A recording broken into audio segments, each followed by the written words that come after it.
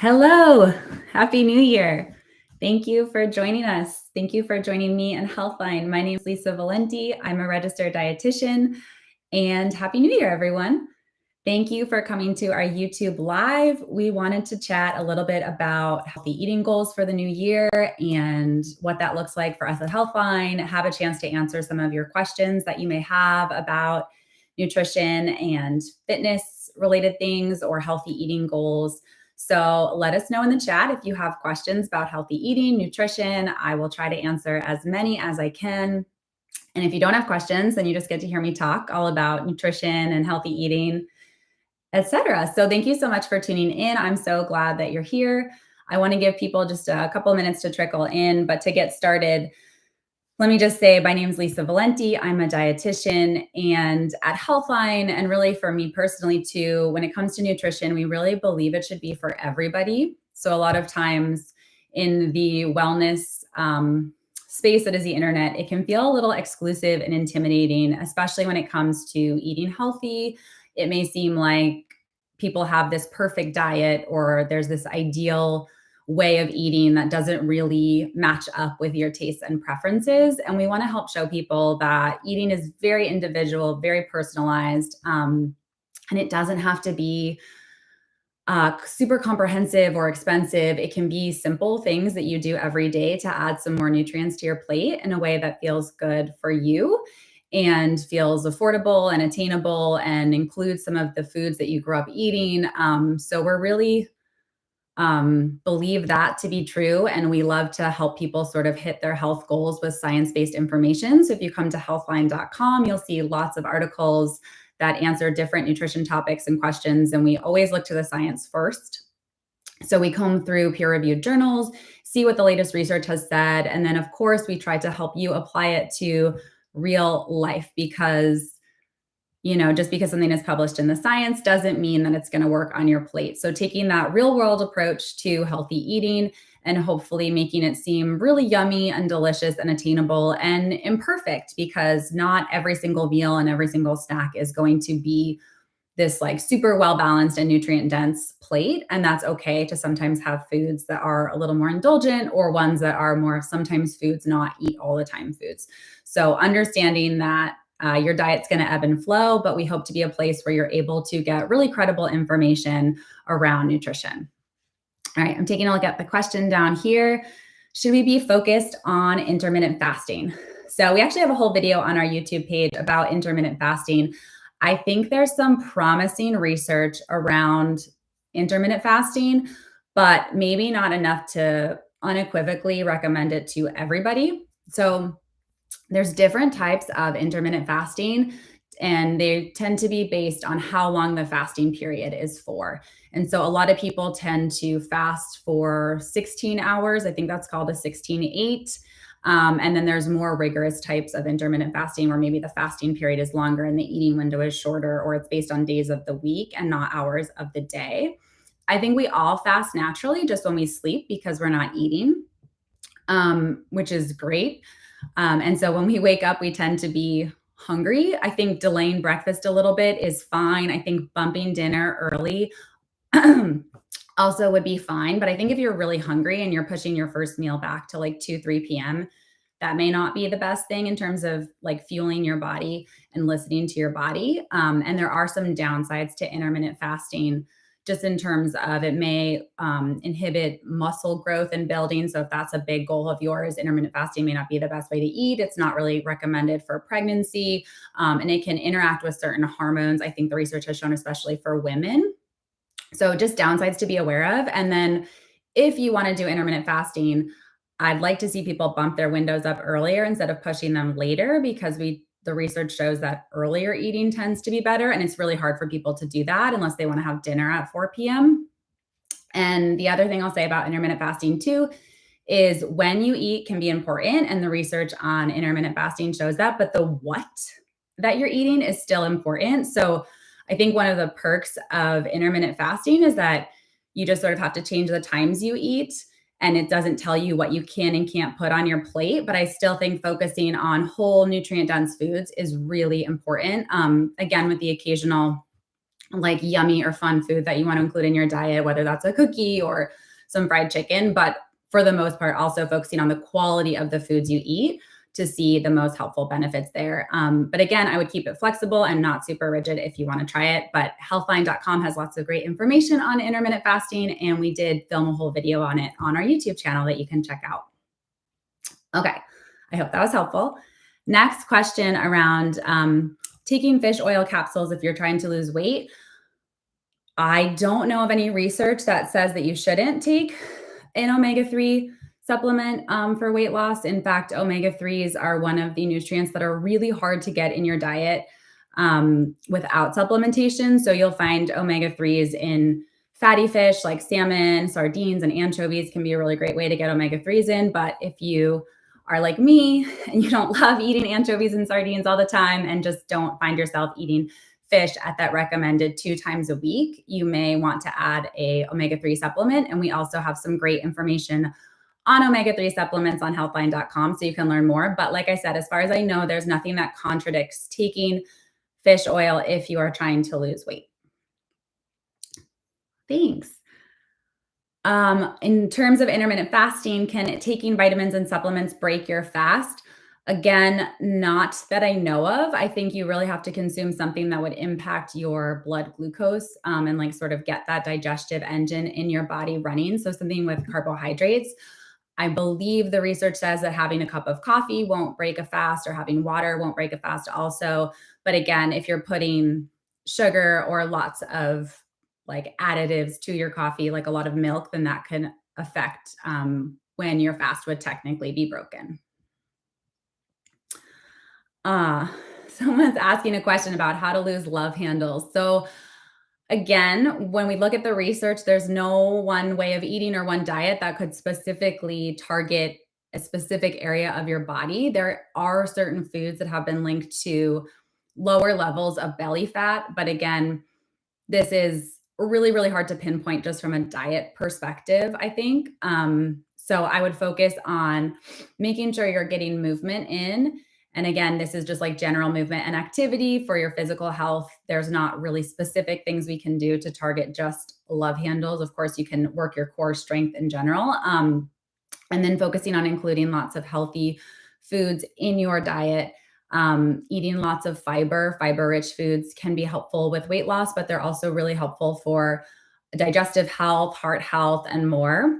So I'd focus on those like health promoting behaviors and health promoting styles of eating that you can do rather than trying to target like one specific area of your body, which tends like we just don't tend to see that supported with research that we're able to do that as much as we might want to. Am I familiar with DNA dieting? Maybe. So, in terms of personalized nutrition and eating for our own specific DNA, I think this is an area that's been trending for a while, and we don't really have enough information to, at least as far as I know, truly recommend one individualized way of eating yet for each person. But I think as we learn more, I think every year nutrition recommendations are going to become more personalized and not just for our DNA, but for our own like unique lifestyles. You know, like what works for you might not work for me because of our DNA differences, but also because of, you know, one of us might have a job where we work all night, or one of us might be chasing around young kids. And so I think personalizing nutrition is an area where we're going to continue to learn more. And I think that's really exciting. What we know right now is that the testing that we have, at least some of the at-home test kits I've seen for like personalized diet recommendations made based on your DNA are not always accurate. So I would talk to a healthcare provider too, instead of just relying on like a quiz or an at-home testing kit, because a lot of times the accuracy isn't quite there yet. But hopefully we'll get there soon and be able to have really awesome and unique personalized diet recommendations just for us based on our preferences and our DNA. All right, I think I caught up on some of the questions in the chat. Someone's asking about paleo diet. So the paleo diet, okay, I feel like I'm a little rusty on my paleo diet. It is a way of eating that is supposed to be like the way our ancestors ate way back in the day when we were cave people and, you know, sort of hunters and gatherers before we were farmers. So it really focuses on protein-rich foods like meats and seafood, vegetables. I know you're allowed to have sweet potatoes on the paleo diet, some fruits, um, and some different types of fats, but not a lot of processed foods, not grains, not legumes. I think that the research on what paleo people actually ate is still a little bit inconclusive. I've seen articles saying that, in fact, people way back when did eat grains like oats. They found evidence of like an oat mill, so grinding oats into flour and consuming that. In general, I think specific diets like that can be really appealing because they tell you exactly what to eat and what you can't eat. What I like about it is that it helps reduce added sugar intake and ultra processed food intake. So things like chips and like lots of the snack foods that we see in a typical Western diet are not encouraged on the paleo diet. I think what it doesn't really allow for is sort of teaching you how to eat long term. If you go off the diet, like how do you then continue to eat? And there are some foods like beans and legumes, and my favorite, peanut butter, which are technically not allowed on the paleo diet, but have actually been shown to have positive impacts on our health. Same with whole grains. So to lump all carbohydrates together doesn't really do them justice because we have a lot of complex carbohydrates and whole grains that wouldn't be allowed on the paleo diet, but are actually a great source of nutrients and fiber. So if you're interested in paleo, we have more information on healthline.com. I actually think there is a YouTube video on this one as well that I filmed. It's like an okay starting point, but I would probably modify it and make it more flexible to be more sustainable in the long run. And I just don't think the science is there to fully support some of the rules around the paleo diet as it stands. And because it became popular, a lot of the foods that it was trying to eliminate or avoid in the ultra processed food section, food manufacturers have come up with paleo versions of those foods. You can find them at the grocery store. So if you find yourself eating like a very processed paleo diet, that also may not be the best way to go if that's a diet style that you want to try. But in terms of adding lots of like fresh whole foods and healthy proteins to your plate, I think that's great. I would just probably add in those legumes, including peanuts and some whole grains back in as well. And then again, leaving a little bit of flexibility for having those fun foods. Like if you go to a party and there's a brownie, I think that's okay, even if it's not a paleo brownie, to enjoy once in a while as part of your diet to help it be more sustainable in the long run for you. All right. Can you take multivitamin tabs every day and does it help in bodybuilding? So I think with supplements, that's a great question. You can take a multivitamin every day. The research is really mixed on whether it's helpful or not. In terms of bodybuilding, I don't know of any studies that have specifically looked at bodybuilding and multivitamins. You'd probably want to focus on just getting enough calories and energy in general, getting enough protein. And then there are some like specific supplements that are well researched, like creatine, which we also have a YouTube video on and lots of articles on healthline.com, and even protein powders too, just to help make sure you're getting enough protein to help your muscles recover. Carbohydrates are also important for muscle recovery and building. So I would say I would focus on a well-balanced diet first before I started adding supplements in. But if you do want to take certain supplements, again, we have resources on healthline.com. You can read more about different multivitamins we may or may not recommend. But a lot of times starting with supplementation is the first place I'd start. I'd start with looking at your whole diet, making sure you're eating a variety of foods to get all the different nutrients in. And if that's hard to do for you, maybe you don't like to cook or you just are more limited in the foods you like, it may be something to consider. All right. Let me see what's next. I love answering these questions. Thanks y'all so much for watching and for tuning in and asking some questions. Favorite ingredient to cook with and some dishes I make with it. I love that question. So I love broccoli right now. Such a dietitian answer, but I think it's a really versatile vegetable. It's a mouthful. But I like roasting broccoli and adding a little bit of balsamic vinegar and Parmesan. I think it's really, really nice in stir fry dishes. So tonight, I think I'm going to make a fried rice. So not quite a stir fry, but include broccoli as my main vegetable, add some eggs for protein and mix it in with rice and a sauce for a little like easy at home fried rice, my version of fried rice. It's also really, really great in soups. It kind of like soaks up all the flavor of the broth. So if you make homemade ramen or just veggie broth based soups, I think it's really yummy addition. And my new favorite healthy ingredient that you'll probably hear me rave about all year is hemp seeds. I don't cook with them so much as add them to foods that I'm eating. So I'll throw them into smoothies. I put them on my oatmeal. I add them to muffins. I'll sprinkle them on salads and even on pasta dishes. And it's a really nice way to get some healthy fats in your diet, also plant based protein and fiber. So, three nutrients that really help fill you up, which is why I just love sprinkling them on dishes that may be more carb heavy or less balanced. It's just a really nice way to sort of round things out and get a little nutrient boost. And they don't, I mean, they have a taste, but they're pretty inconspicuous when you add them to things. So, great way to sneak some extra nutrition in your diet or your kids' diet. Hemp seeds, love them. And broccoli and chocolate. I love chocolate too, but I don't cook with it. I just eat it. So, um, how do you stand on the claim that diets are not a sustainable method to lose weight? Well, that's another great question. I don't think we have a lot of literature showing that long term diets help people lose weight. And if you have a mountain of evidence that shows otherwise, or even just studies, I'd love to see.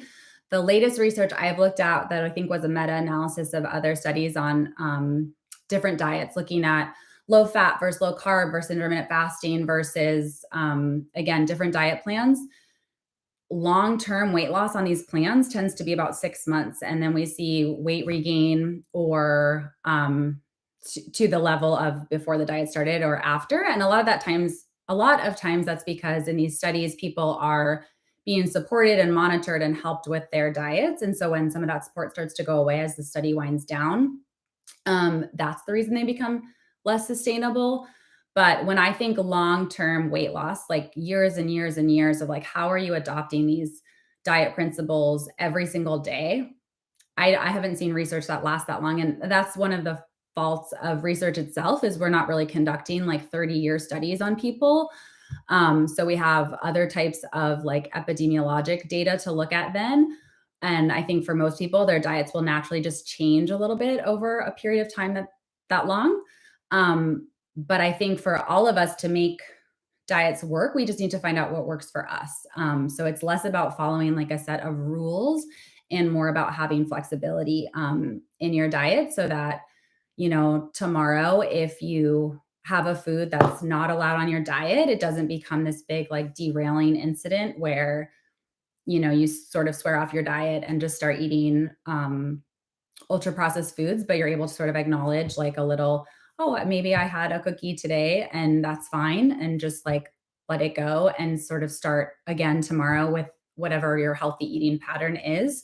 I think when foods are like not allowed, it can just lead to binging and then restricting again. And people then are unsure of what to do once they've eaten foods that weren't allowed on a diet.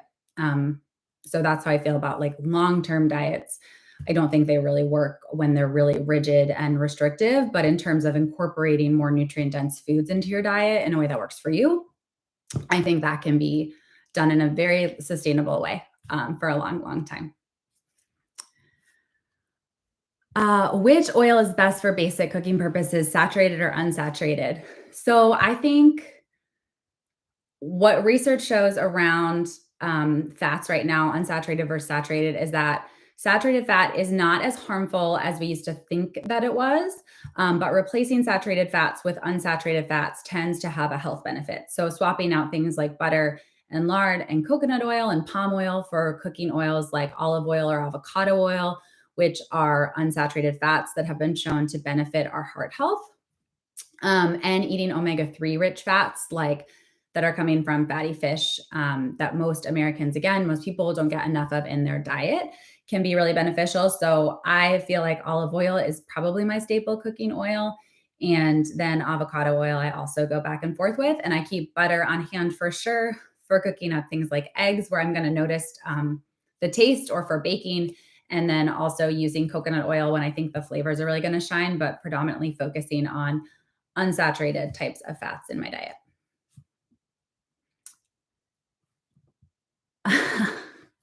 Oh, thanks so much. Um, What do I think about edibles? I don't have a strong opinion from a nutrition science perspective, but I think we're going to continue to learn more about them from a health impact perspective now that we're able to study them as they become legal in different places. So, with any sort of substance like that, I would just say, again, use carefully and in moderation. And you may notice an impact on your appetite if you're consuming those. And so, just something to be mindful of.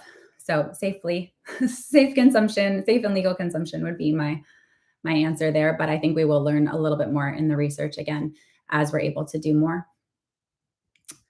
All right. I think I've answered all those questions that I've seen come in, but feel free to drop some more in. I hope you are all having a great start to the year. I know January can sort of pique people's interests in healthy eating, and I love to sort of help foster and capture that excitement, but in a way that feels really sustainable to sort of carry you through the whole year. So, less about like slamming your foot on the gas pedal in January and then pumping the brakes after a couple weeks, and more about just like slowly building habits, healthy habits into your day that work for you. What's disordered eating? So, disordered eating is a way of eating that doesn't quite meet the definition for an eating disorder like anorexia nervosa or bulimia, but is still just a way of eating that is more harmful to your health than helpful. And so, when we are like stressing and having a lot of anxiety around food, when we have a lot of unnecessary food rules around what we can and cannot eat, it is like on the verge of an eating disorder, but not quite. But you'll see people who just have a really unhealthy relationship with food and diet. And that is disordered eating. And I think lots of years of being on diets can lead to disordered eating and just body dissatisfaction. And it's one of the reasons why I'm so excited that in the past few years, there's been a bigger interest in intuitive eating and body positivity and body neutrality, and figuring out, again, ways of eating that works for you and focusing on positive, like foods that you can put on your plate and sort of taking some of the shame and the guilt away from the foods that you're eating, which I think can help reduce the incidence and prevalence of disordered eating. Is there any upper limit when it comes to consuming whole eggs every day? I'm trying to think if there was a study that looked at this. I don't know that there was. I think so. Eggs have cholesterol in them, and we know that dietary cholesterol for most people does not impact the total cholesterol in our bodies the way that the type of fat that you're consuming might, or eating too much sugar or refined carbohydrates might. So eggs are sort of one of these foods where like I feel like the nutrition pendulum keeps swinging back and forth. I am in I'm on camp, eat the whole egg. There's lots of nutrition in the yolk. I don't think there's an upper limit, but like with all foods, eventually it would crowd out other nutrients and foods from your diet. So, like if all you ate was eggs, that wouldn't be great. And the other thing is that when I was backtracked to the cholesterol point, there are a few people who still process dietary cholesterol in different ways. So, if you are one of those people, or if you have a history of high cholesterol or high blood pressure, you may want to talk to your doctor about how many eggs you should consume. Also, I know right now we're all feeling the high prices of eggs. I think I read about 10 articles yesterday about why egg prices are so high. So, from a practical standpoint, you might just want to limit yourself a little bit until hopefully we see prices go down soon on whole eggs. But there are a few people who'd want to be mindful of the amount of eggs they consume. And then in general, I think just like too much of anything, even if it's healthy, is going to be too much. Like you can get too much kale in your diet. You know, we don't know of an upper limit, but you still don't want to eat only kale all day, or even only peanut butter all day, or whatever the food is. So variety, I would say variety is key, but you may want to just check in with your doctor or your healthcare practitioner or dietitian.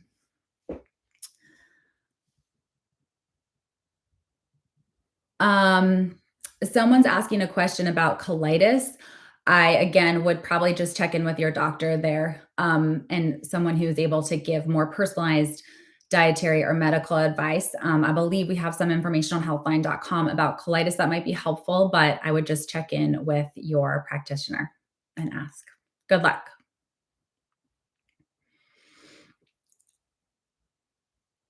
Okay. Oh, What's the most interesting nutrition study I've read recently? So I didn't read the whole thing, I skimmed it, but there was a new study lately that came out just showing how important hydration was for healthy aging. And now that I'm getting a little bit older, I feel like I love reading about the effects of what we eat on like skin health and just aging parameters for longevity. And so this one just seems so simple, right? Like drinking plenty of water actually can help you age healthfully. So I loved that the takeaway was like free, right? We can all do it. We can all just drink a little bit more water and had lots of positive impacts on our health. So hang on. Gonna drink some water right now. But yeah, so it was just cool to see it in print how important drinking water is and how it can help us age more healthfully. So I thought that was a neat study. All right. I love these questions. You guys are asking such a variety of different types of questions. I hope I've been helpful in some way and been able to teach you a few things. And you definitely, like I said, we have lots of different videos on nutrition topics, and we're coming out with more all the time on our YouTube channel and a whole library of nutrition articles and content on our website, healthline.com. So please come check them out. We probably have an answer to something that you're asking because we have lots and lots of articles on different nutrition questions that people may have on our website. So, but I appreciate y'all coming to chat with us today. I'll maybe leave this open for one more minute to see if anyone has any more questions they want to ask. I just got a good one, so I'll answer this one. Okay. Is it true that vegetarian sources of protein lack essential amino acids? I would say that's true and false. So when we look at amino acids, I think there's 20, but there might be 21. Some of them are essential, meaning we have to consume them, and some of them are non-essential, meaning our body is able to convert other amino acids to those non-essential forms. So meat and seafood and animal proteins tend to have all of the essential amino acids that we need when we consume them. Some vegetarian protein sources have all the essential amino acids, but not all of them do. So foods like tofu and soy and quinoa have all the essential amino acids. And what that means is that if you eat something that's not a complete protein, like something like a chickpea, let's say, that doesn't have all the essential amino acids, when we consume those foods, our body breaks down the protein into the amino acids. And then once the amino acids are digested and we go to build them back up, the amino acids are sort of coming back together like building blocks. When we're missing an essential amino acid, our body sort of has to stop. Like it's missing this next piece of the puzzle, this next building block that it needs. However, if you are consuming a variety of plant-based proteins, you will likely be consuming a food that has that other essential amino acids. So plant proteins tend to complement each other. So maybe if you have beans and rice together, you'll have all the amino acids that you need, even though rice isn't super high in protein. But it is something to consider if you are eating only plant-based or even eating vegetarian proteins, to just eat a variety of different plant-based proteins. And people used to think that you have to eat them at the same time to get those complementary amino acids. But as long as throughout the day, throughout a 24-hour period, you're getting all your amino acids in, you should be fine. Athletes or people with higher protein needs may want to be even more mindful of this. But definitely, if you're a vegan, it's still possible to get all the essential amino acids in your diet. It's just a little trickier. And that's why when people talk about animal sources of protein, they tend to refer to them as high quality protein sources because they are a complete source of all amino acids. So, what are the main benefits of gut bacteria? That is a great question. There are many. So we have trillions of bugs living in our gut. And I think we're still just scratching the surface on research for how gut health impacts our overall health, but we know there's a really big effect. So having like a happy gut that's full of healthy bacteria, we know can help show improvements in mood and on our stress levels. It's good for digestion. Trying to think of the other benefits of healthy gut. I mean, I think there are just so many. I think it really impacts all sorts of different health conditions. So having a healthy gut is definitely really important. And again, eating a variety of different foods, including fiber-rich foods and also fermented foods, can be really helpful for gut health. Have I read about the Trader Joe's chocolate recall? No, I haven't. But if you see a recall, usually there's something, an ingredient or a packaging mishap or an allergen that they didn't label. So usually on the recall website, there's information with what to do with your product and also guidance on how and if you can get your money back. But that's good to know. If anyone has Trader Joe's chocolates, maybe Google and see if there's a recall and if what you have in your pantry is affected. How much protein to consume in one meal for bodybuilding when you're eating around 140 grams per day? I think the biggest takeaway with protein intake is that we want to make it consistent throughout the day. So I would divide that up, whatever your goal is, by how many meals slash snacks that you're having. So the typical Western diet is like pretty low in protein in the morning and pretty high at dinner, but spacing it out more evenly throughout the day, I think is going to give you the best benefits. And I always say before a workout may not be the best time for protein because it takes a little while to digest. So you need to have sort of like a window to digest that food. But after your workout is when you do want to get in a mix of protein and carbohydrates to help your muscles refuel. All right. Those were some good last minute questions. I appreciate y'all being here today. I think we're going to wrap up our Healthy Eating Refresh Live. But again, thank you so much for tuning in. I hope you learned something. I hope you're starting off 2023 with some yummy food on your plate and feeling good about your nutrition for the year. Thanks. Talk to you soon. Bye.